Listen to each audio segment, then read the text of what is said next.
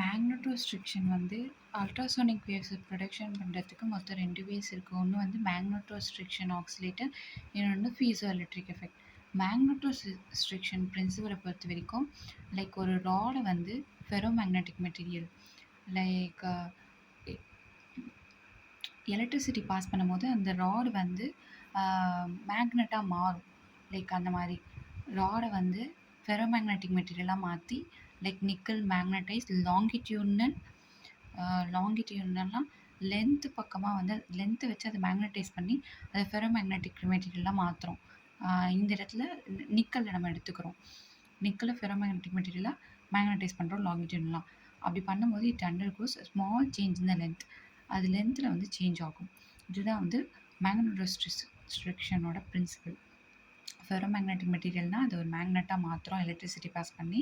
அது எப்படி மேக்னெட்டாக மாற்றுறோம்? Magnetise longitudinal like லென்த்தை வச்சு அதை மேக்னடைஸ் பண்ணுறோம். அது மூலிமா அது வந்து அதோட லென்த்தில் சில சேஞ்ச் வருது. இதுதான் அதோட பிரின்சிபல்.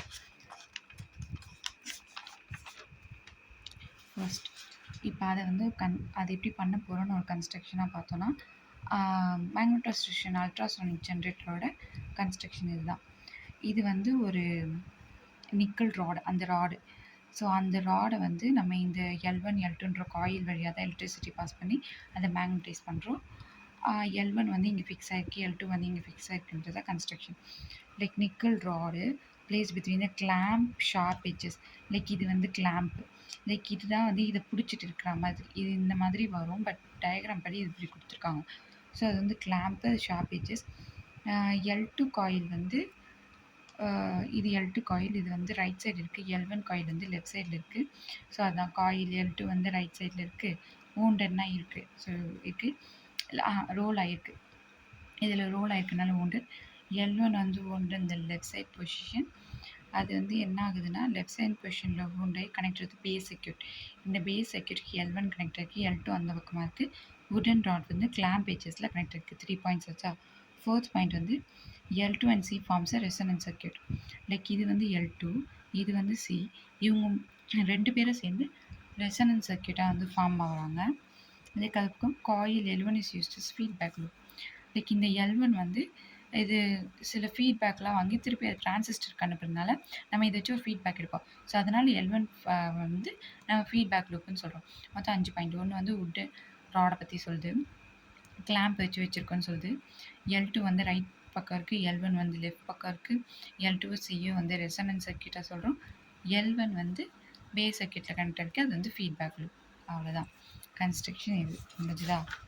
Next working. இங்கே தான் ஆக்சுவலி என்ன நடக்க போகுது அப்படின்றத பார்க்குறோம். இந்த பேட்ரி இஸ் ஸ்விட்ச் ஆன், L2 சர்க்யூட் செட்ஸா ஆல்டர்னேட்டிவ் ஃப்ரீக்வன்சி. லைக் அந்த பேட்ரி வந்து நம்ம ஆன் பண்ணதுக்கப்புறம் அந்த L2வும் சியும் ஒரு ரெசனன்ஸ் சர்க்யூட் இருக்குல்ல, அந்த சர்க்யூட் என்ன பண்ணுதுன்னா ஃப்ரீக்வன்சி ஜென்ரேட் பண்ணுது. ஆல்டர்னேட் ஃப்ரீக்வன்சி F = 1/2π√LC அதை வந்து ஜென்ரேட் பண்ணுது. இந்த கரண்ட் வந்து எங்கே ஃப்ளோ ஆகுதுன்னா L2 ஃப்ளோ ஆகுது. அப்படி ஃப்ளோ ஆகி அது என்ன ப்ரொடியூஸ் பண்ணுதுன்னா கரண்ட் ஃப்ளோ ஆகி என்ன ப்ரொடியூஸ் பண்ண போது நமக்கு absolutely magnetic field produces alternative magnetic field.